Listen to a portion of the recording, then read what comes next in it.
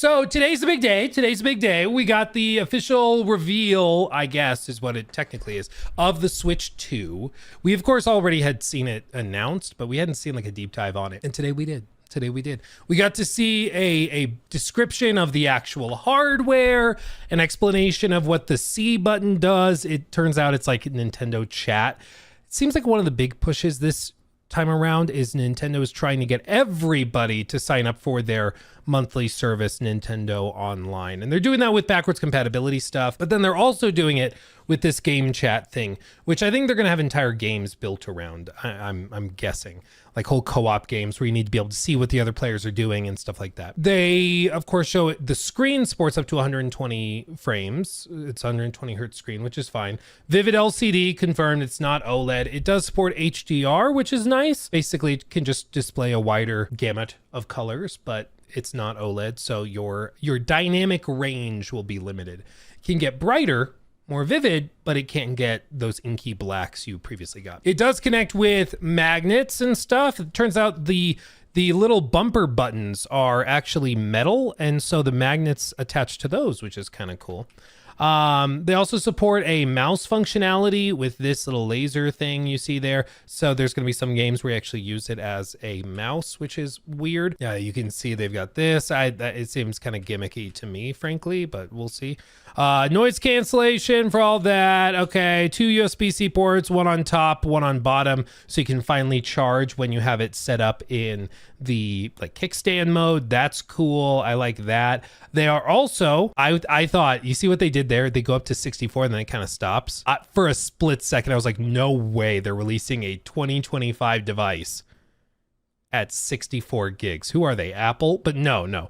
They actually are going up to 256 gigs, which still, I don't think is going to be anywhere near enough, because I think that a lot of these games that they're saying they're bringing are going to be pretty massive, and inevitably you're going to need to get a little micro SD Express again. You can see, even if the software does not support 4K resolution natively, it's possible to upscale and output 4K if the television supports it. It does have 4K upscaling, even though the dev kits, some of them at least, did not have 4K outputs capable. But it does seem like it actually is able to do that, probably with NVIDIA upscaling that's been rumored for a while. Yeah, maximum of 60 FPS at 4K, which makes sense. Anything above that would be insane. They have better cooling. They show this, so they've actually revamped that. The previous dock was basically just a plastic shell you put the console in.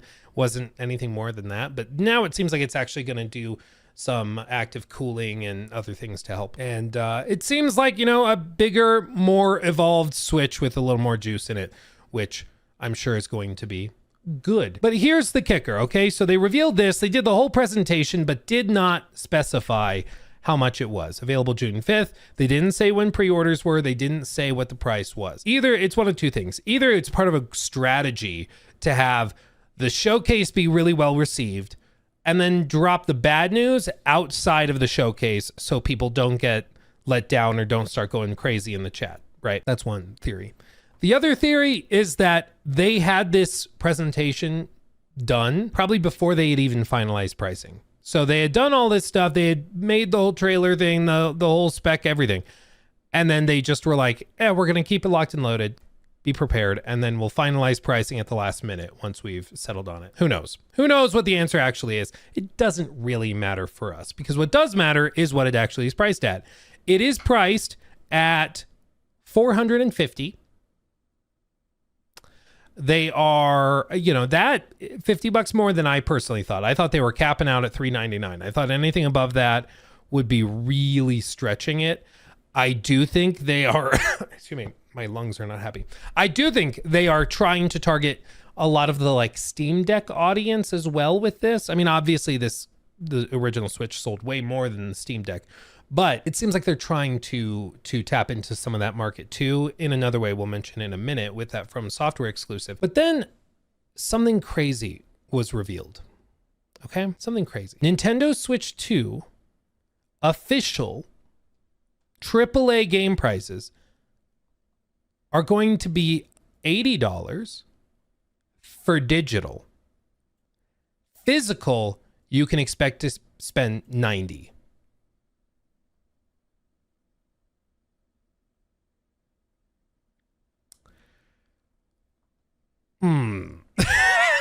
I mean, let's be honest. We all just thought of all the like greedy companies on the planet that would push for like a higher AAA benchmark anchor price. We all just assumed it was GTA 6. All these months we've been talking about, oh, GTA 6 is going to go to 80, maybe they go 75, but probably 80. Maybe they get so greedy they push to 90, maybe 100, but that's a stretch. But if anybody can do it, it's GTA 6. And then Nintendo is like, hold my Joy-Con. We're gonna do this first. Now the odds of GTA 6 announcing starting prices at 80, I think it's 100% now. I don't think there's any chance that it comes out at 70. The bar's been raised. It's insane. It's crazy. So to be specific with this, it means the price increase also means that Nintendo Switch games will cost 80 euros for digital, 90 euros for the physical version. And you can even find the specific pricing listed on the Nintendo eShop listed right now. Let's see. It's worth mentioning, however, Donkey Kong Bonanza is being priced at 70. It's probably also like 10 hours long, to be fair. So it does seem like they are pricing it on a case-by-case basis. So some things they consider to be like locked and loaded, you're gonna buy this and you're gonna like it, sucker. Those are priced at the 80-90 split. But other games that they think are probably less locked and loaded for most people, they're pricing a little bit lower to maintain competition. But this is why they do it this way. Like they anchor it at 80. So when a game is priced at 70, it feels like a discount. All of a sudden, Donkey Kong being priced at 70 feels like they're being nice and discounting it. Even though until about 2 hours ago, 70 was the cream of the crop AAA pricing, you know? It's wild. It's wild, okay?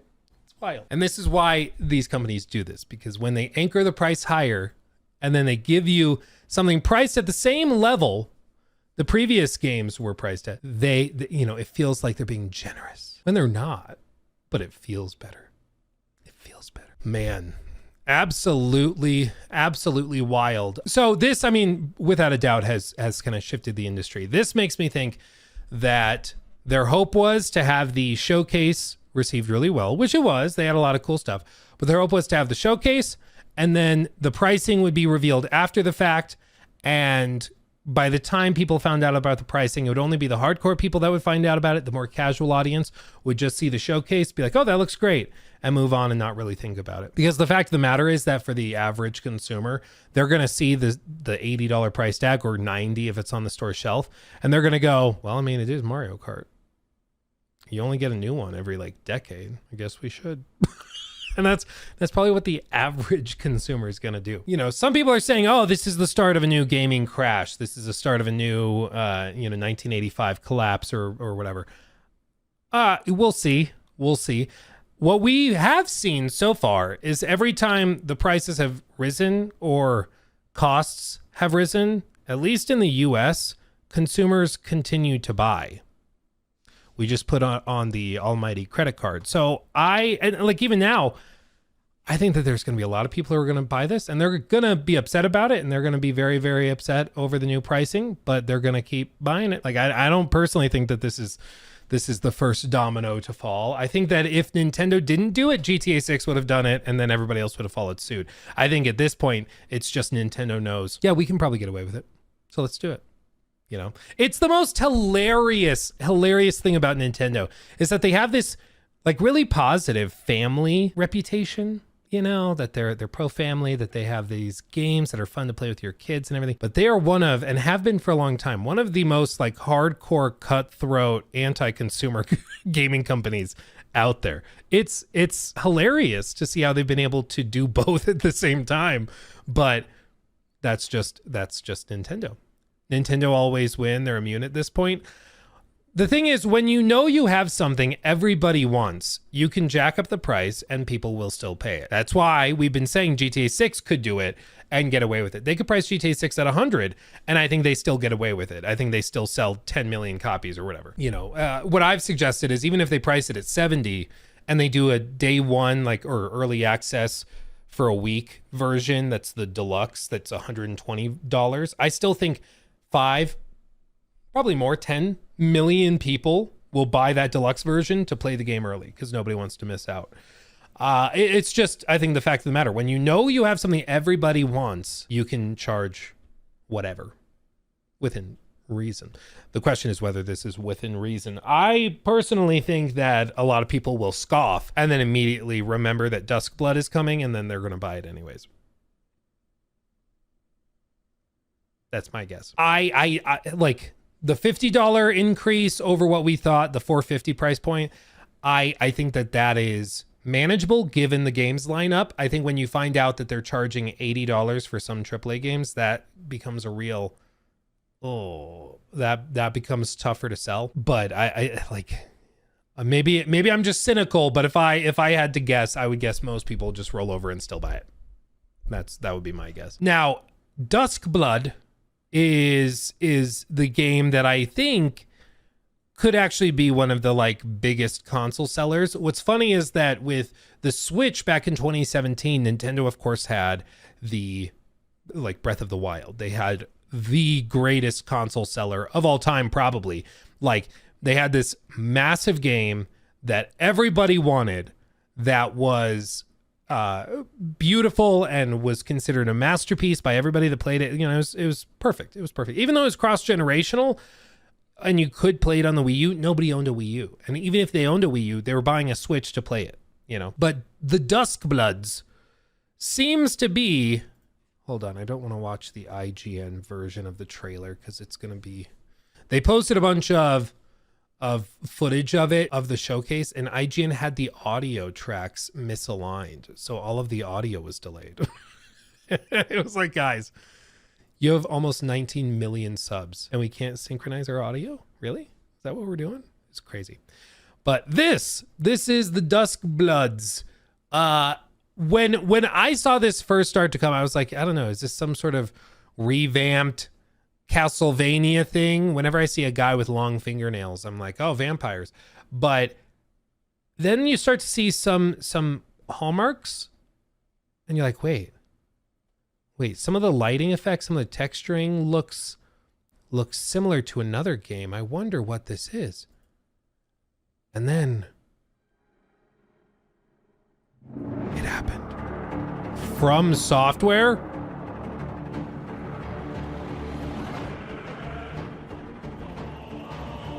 Sorry, I had on 2x. I think we all, when we saw the FromSoftware logo, what? It's a new game from FromSoftware, directed by Miyazaki. This is not a spin-off project. This is what he's been doing since Elden Ring, okay? And the craziest bit is that this is going to be exclusive to the Switch 2. The next game from the team that made one of the most like lauded games of all time in the form of Elden Ring, then their next game is an exclusive on the Switch 2. Like, what? This didn't leak, because I think even if it did leak, no one would have believed it. Everyone would be like, yeah, right. Yeah, right. It's crazy. Exclusive for now. True. Maybe, but here's the thing. This is set for 2026 is what they say. It's exclusive for at least a year. Probably more. I'm guessing if Nintendo paid for exclusivity, they paid a lot for it. It's just absolutely crazy. Like, they basically made Bloodborne 2, but there are a couple things to note. So, I mean, obviously the player characters, you're seeing a variety of different abilities, skills, and even like visual presentations. This is a multiplayer game. It's not clear what that means in the form of, can you play it solo at all? Or is it only something you can play with other people? We don't know. But they have specified that it is a multiplayer game. I would imagine it plays similar to like Night Rain, where maybe you can go through solo, but it's kind of designed and intended to be multiplayer. But that is an important thing to note, is that it's not Bloodborne 2. It's like a multiplayer game. And the fact that the trailer showcases much more like cooperative gameplay versus showing like a lot of different player characters, that makes me think that they are intending for you to do much more that way, instead of what other FromSoft games have had, which is like co-op, where you can play with friends, but it's primarily single player. It seems like this is primarily multiplayer, but maybe you can play it single player. Who knows? Either way, it's crazy for Nintendo to land this as an exclusive. I would love to know how much money they had to throw at them to do this. I mean, one of the most in-demand game developers in the world, and they landed an exclusive. That's crazy, dude. It's insane. It would be like if they announced that the next Larian game was exclusive to Xbox, or if they announced The Witcher 4 is going to be exclusive to like a PlayStation.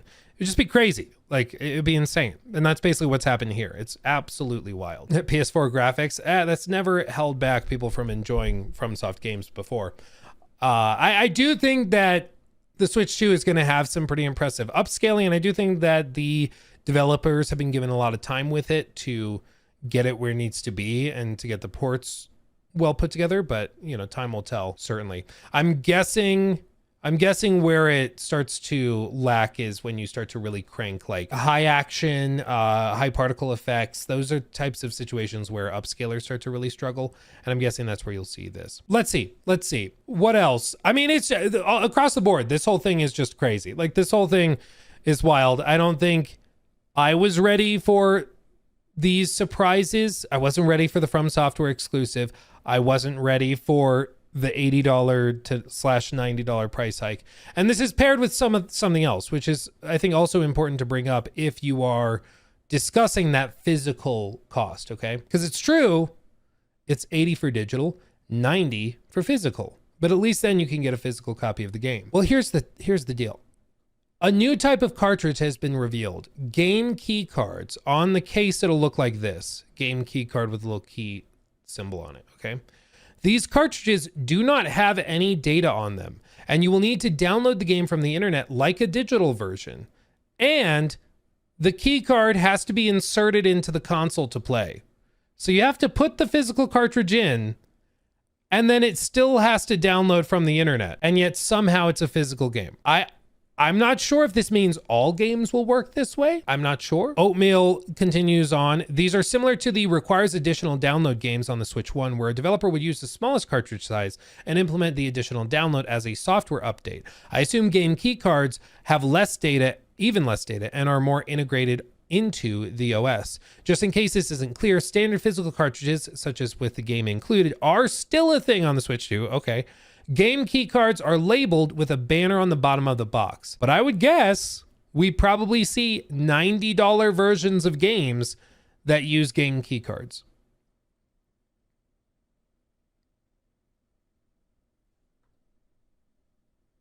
Gotta love Nintendo. Oh, man.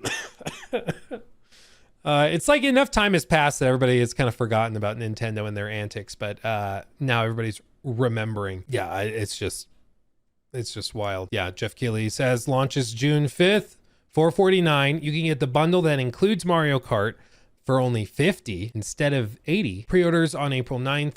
Digital games are also now $80 as a staple, as a main point. And this, I mean, again, I think everybody's going to follow suit. I think you'll see a lot of developers starting to bring games to the eShop, priced at $80. You'll see AAA games moving over there and announced for there. And I mean, as long as people are buying the Switch, you'll see developers pouring on, and then that gives them an excuse to launch at $80 on other consoles and other platforms, because they can, because Nintendo broke the seal. You know, Nintendo did it first. Again, I find it so freaking hilarious that for months we all just kind of assumed that the first company to break that barrier of $70 for AAA and to go higher would be Take-Two with GTA 6. We all just assumed that was where it was starting. And then Nintendo just comes out. It's like, nah, we're going to do it with everything. All of our big AAA stuff. I mean, it's just A lot of whiplash this morning. A lot of whiplash of like really cool stuff. Wow, a new multiplayer game. Wow. The official description: developed for the upcoming Nintendo Switch 2, the Duskbloods is a PvPvE title with online multiplayer at its core, where up to 8 players vie for supremacy among themselves and against challenging foes. So is it like a battle royale? What? I don't really understand, but okay. We'll see. Night Rain 2, exactly. Well, that deflated a lot of excitement. We'll see. I mean, maybe it's badass. If Miyazaki's on it, it's probably really good, but it's just very, very surprising. So yeah, I'm sorry if I'm a little scatterbrained. I think we all are a little bit, but $80 is just crazy. Yeah, like Tom says, how it's going to feel when the Switch 2 game goes on sale for $70. Exactly. And it'll feel like they're being generous when they discount it by whatever that is, 11, 12%. And then it just ends up priced at what it probably should have been to begin with. Oh, man. What a crazy, crazy day. Yeah, Silk Song. They revealed that. That's also locked and loaded from Team Cherry. Still exists. So there's that. Mario Kart World does look pretty cool. It's taken a lot of nods from what is that what is that racing game where it's like a totally open world? I'm totally blanking on it. Somebody's gonna say it. Just Forza, thank you. Yeah, they've taken nods from that, but in a Mario Kart game. So you can see like they have all the different lands, like desert, the volcano, a jungle, the snowy area. This looks like it's maybe fall with like a lot of leaves or whatever. Mushroom Kingdom. They have all these different things scattered throughout the map. And then there will be races that go across multiple areas of the map. We'll see. It honestly, like looking at this, it doesn't look crazy big. If you're looking at like a regular track is probably like this. It doesn't actually come off as looking that big, but who knows? Maybe it feels way bigger. But you know, that's, I'm sure going to be fun. It's going to be very different, very, you know, a nice change of pace, very much a new Mario Kart experience. And if you've got the $80, if you got the $80 to cough up for it, then you'll be good to go. You'll be good to go. Now, you know, I think with all this, there's kind of two ways to look at it. You can look at it as like being frustrated and upset because you're like, hey guys, times are tough for everybody. And you're raising prices on Mario Kart like your margins weren't already good enough. Like this is greedy. Because again, people throw out the term greed a lot, and I feel like sometimes they throw it out without a clear definition. Greed is taking more than you need. Greed is being greedy, taking more than you actually need, right? Caleb donated $10 through Super Chat. Thank you, Caleb. Mario Kart this, FromSoftware that. Let's be real, the big drop is that Silk Song is supposedly coming out this year. It's the Xbox conference all over again. I can't take heartbreak twice. At this point, I'll believe it when I see it. At this point, I'll believe it when I see it. I think everybody should pump the brakes a little on the Silk Song stuff, because maybe they blow us away and it does actually launch, you know, on time from where they're saying now, but I'll believe it when I see it. So we'll see. We'll see. But thank you for the 10. Very generous. I'll catch up on the other super chats as well in a second, guys, just so you know. I think, so people throw out the term greed, often not really being precise with the definition. But I think in this case, it's pretty clear this is pretty greedy. Like I think this is pretty greedy, because what they're also doing is they're pushing out the multiplayer stuff, the online stuff for Nintendo Online. They're going to have these game key card things, which of course are designed to incentivize you to just buy it on the eShop, where Nintendo gets a bigger cut. They want you to play the online games. They want more multiplayer games because they get you to sign up for Nintendo Online, which you pay for every month. Like, this is all very much Nintendo being like, we have something they want. Let's milk them dry. And that's what they're going to do. So I think there's that way of looking at it. And then there's the way I've seen some like Nintendo focused channels and some some big fans of these games describe it, where they say, well, Luke, the Switch launched in 2017. It's been a handful of years, and they've needed to increase margins. Every company does. And they, this was just going to happen. This is what happens when inflation goes up, and, it's to be expected. It's just part of business. Like, I get all of that. Again, like, I understand finance better than most, probably. Okay? I get it. But that doesn't mean I have to like it. Okay? Just because I can understand why they're doing X doesn't mean I have to still like X. And in this case, like, why did Nintendo partner with FromSoft on this particular game that's multiplayer focused? I think it's probably because they want to push people into, now that it's exclusive on Nintendo Switch 2, they can push people into needing to have a Nintendo online account. They need to spend whatever it is, $10 a month, $15 a month, whatever it is. And they'll need that to play this latest game from FromSoftware, the studio they love. And there's no alternative. You can't play it on Steam with free online access. You can't do that. So you've got to play it and pay for their monthly fee. Like, all of these things they're doing, they spent a huge chunk of time on the presentation discussing that, like, game chat feature, basically just like a worse version of Discord. And that doesn't work unless you have a Nintendo online shop account. It just doesn't. Like, it's $20 a year online. Okay, I have no idea what it's priced at. I would also bet you good money that they raised the price like 6 months into this generation. I would bet you good money they do that. But I just think, like, it's pretty clear what they're doing. Okay. And if people are upset by it, there's one thing you can do, which is the most potent, powerful thing you can do in any consumer facing situation, which is you don't buy it. You don't give them money. But again, maybe I'm just cynical. I would expect, and if I were a betting man, I would guess that this thing still sells like crazy. Let's just be honest. I mean, it's Nintendo. It's a new Mario Kart. It's a new Switch. They have a FromSoft game exclusive to it.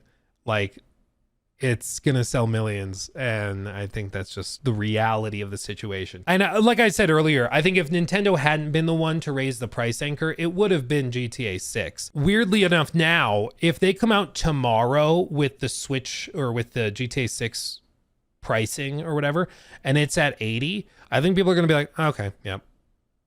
Whereas if the trailer dropped yesterday, people would have lost their minds. I mean, still, they would have bought it, but there would have been a lot more outrage. But this has just changed the floor. Or the ceiling rather. This has changed where people anchor their pricing. Because like Tom Anderson was saying in that tweet, there's going to be people who are logging on to the eShop in a year from now and see the new Mario Kart is on sale. 10% off. 10% off. You can get it for $72. And it'll feel like a gift. When it's still more expensive than it probably should have been. Okay. And that's the whole idea. That's the whole idea, is they raise the ceiling so that then they can seem generous when they offer you something for less. It's the same thing Apple does. Apple's kind of the king of it. The other thing is like price laddering. That's a whole other topic. Because now, like, what's going to happen when people, again, I'm not necessarily saying you guys, because you're so savvy in the games industry, you are literally watching a streamer talk about video games, like, casually on a Wednesday morning. But what's going to happen is I think you're going to see a lot of people. Where's the picture of it? I think you'll see a lot of people that go in to the store and see the option between the Switch 2 at $450 and the Switch 2 with Mario Kart World at $500. And they say, wow, I'd have to pay an extra $30. I'd have to pay $80 for Mario Kart World if I bought them separate. So you know what? I'll just buy it bundled, and it'll feel like a gift when it really isn't. But that's just how they get you. That's how they get you. That's how they get you. So games will be over $100 Canadian. I mean, I'm wondering, does anybody know in chat, has anybody seen pricing in Canada or Brazil? Oh wait, this says Switch 2 is $700 dues in Australia. Woof. That's with Mario Kart, it seems, but still, dude. It's actually cheaper in Japan. I think it's like, was it 350 or 400 equivalent in Japan if you buy it in Japan? It's interesting. In euros, it's 450. Clegg says it will have no problem with early adopters, but the real problem is if it can target families in the long run. The Switch was 300 in 2017, and to that ridiculous price of a game, especially $90 Euro physical games, crazy times. This I think is absolutely key. I think Clegg is right because early adopters will buy it in droves regardless. I think they could have priced it probably at 500 and it still would have sold crazy with early adopters. And I think early adopters and the hardcore gamers are less, I mean, it's their primary hobby. So I think they are less likely to be turned off by like a 10% or a $10 price hike.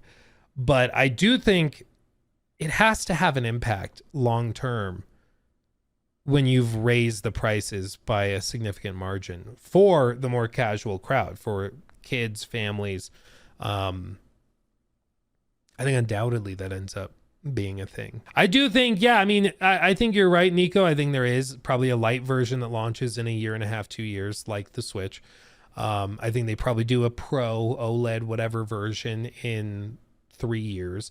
Because the whole point is Nintendo waited to do those other versions until margins had increased and cost of assembly and things had gone down. So I would guess that they probably do it in like 2 years.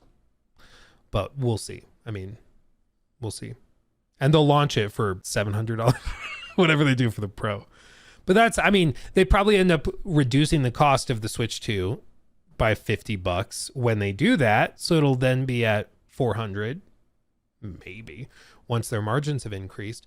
But this is just when it starts to get really frustrating, because I think for most gaming generations, what you see is that the console is sold close to a loss. Like, it's not making a lot of money. I believe the original PS3, Xbox 360, Xbox One, PS4, all of those consoles, when they launched, they technically were losing money on each unit, but they made that money up with digital sales, software sales, games, you know, that type of thing. Extra controllers, things like that. You buy the Kinect, you know, they make the money there. But that's why I think it feels all the more jarring to see a price hike on the console by a significant margin. I mean, again, the original Switch launched at 300. This is going for a literally 50% more. And I know inflation, blah, blah. I get it. I agree. I don't have to like it though. And then, you know, it's just, they're raising the bar on everything. You know, why is Donkey Kong $70 comparatively? I think it's because they know everybody and their mother is going to buy Mario Kart. Probably their attachment rate for a Switch console with Mario Kart 8 has to be insane. I don't know what the numbers are, but it has to be insane. Like, how many units did they sell of Smash Bros. Ultimate? Just Smash Bros. Ultimate looks to have sold 35.88 million copies. That's for Smash Bros.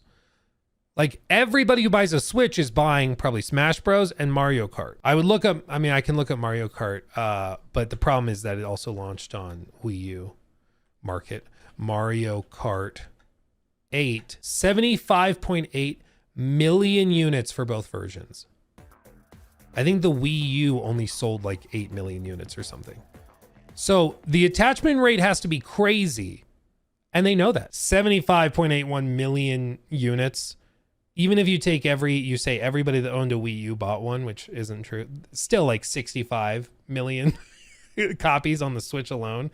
Nintendo knows everybody who buys a Switch is buying Mario Kart and buying Smash. And because of that, they know if they price it at 80, you're still going to buy it and you're going to like it. And that's why they raise the price. Donkey Kong, I still think it sells millions of copies, but I don't think it's as much of a lock-in as Mario Kart.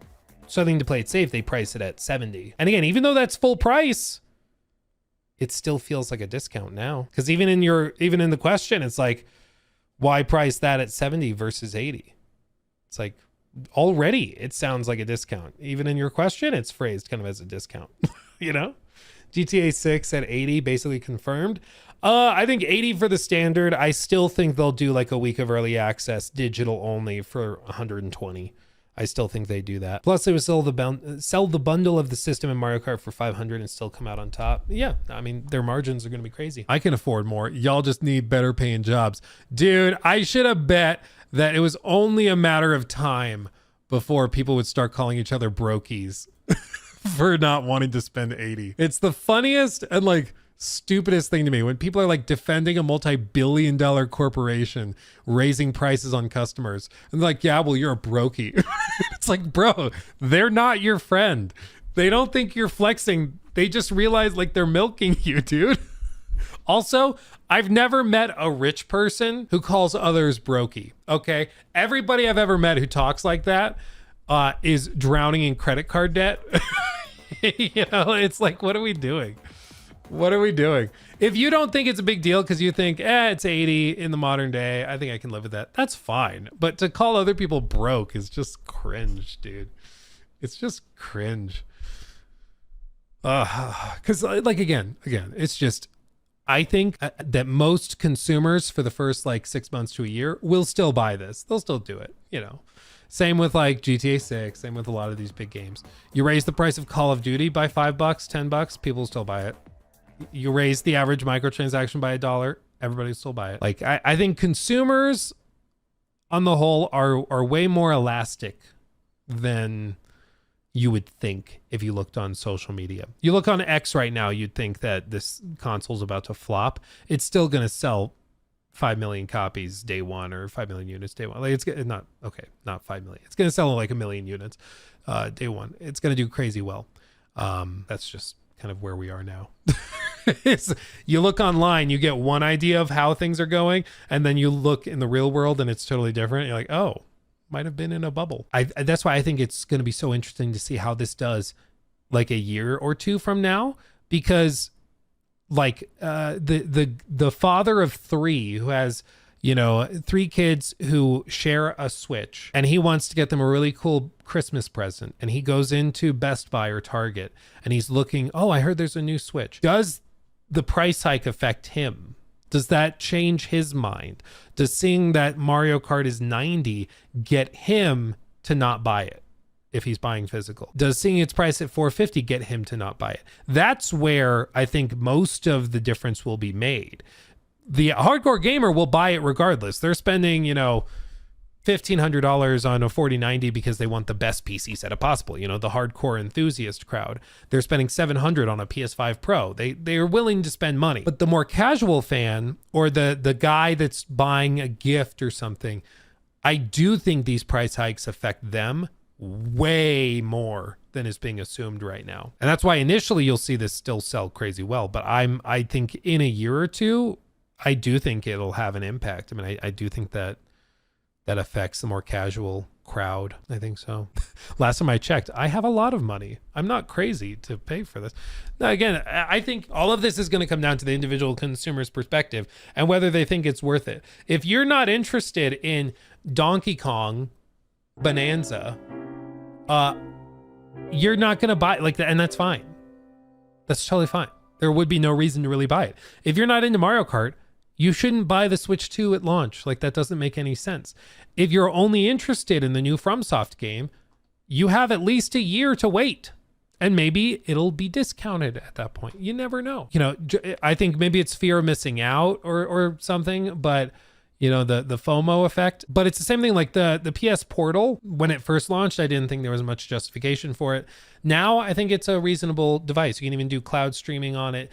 They have an in-device browser so you can log on to internet networks on like when you're traveling, which previously you couldn't do. So now I think it makes way more sense. Same with like a PS5 Pro. When it launched, there was nothing really supporting it to any significant extent, in my opinion, that made it worth buying.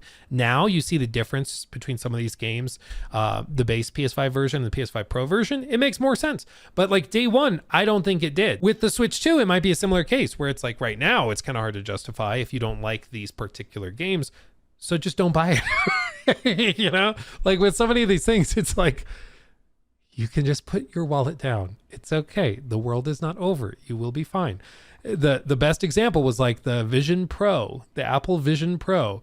A bunch of people bought that because they were worried about missing out on new tech and cool gadgets and stuff.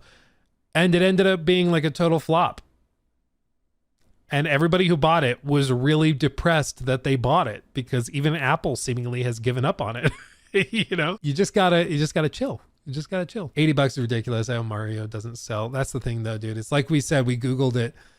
The base Mario Kart 8 across both platforms sold like 75, I think it was, million units. 75 million units. Like almost everybody who bought a Switch probably bought Mario Kart.